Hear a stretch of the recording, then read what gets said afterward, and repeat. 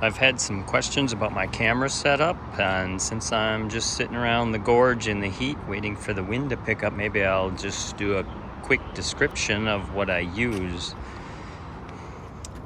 First of all, I use a GoPro 9 with a external battery pack. I think it's called a refuel or something.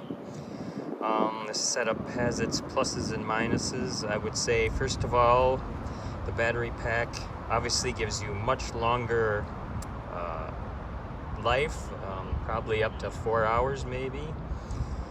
So I can just turn it on and forget it.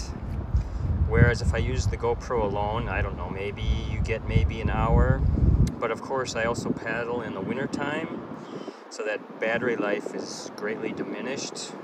And if it gets dunked in the water in the winter, it pretty much shuts off. So the battery pack helps prevent that. So as I said, I can just turn it on and forget it. Now it would be nice to have something like a 360, because I love the ability to pan around and get shots of other paddlers and such. Of course that has the drawback of you can't have an extended battery, and also editing, I guess I hear, is kind of a bear because you have so much to look at. Though of course with this setup, you know, if you have 2+ hours of continuous video, that's not the easiest editing to quick scroll through and find things, unless you have specific paddlers or something you're looking at. So that's the camera specifically that I use.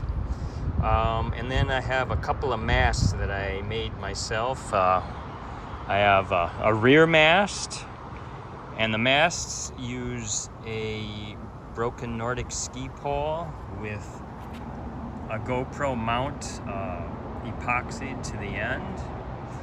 The base is basically a block of pine that's been fiberglassed and then shaped to the hull. The rear one is pretty simple in terms of shape.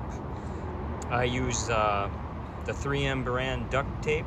That seems to work the best. The cheaper brands come off pretty easily. And this is my front mast. The shape was a little more involved, but it seemed to work out okay. I like the front mast because it gives me a nice perspective on waves from behind. Certainly looking forward, they seem to be flattened quite a bit by the GoPro. Looking back at them, you get a little better perspective on the steepness of the waves. I mean, there's still some flattening going on there, but you can get a good perspective of the steepness of the wave. Though I really don't like looking at my face in a video all that much, so that's a drawback for me, especially if I'm making stupid faces.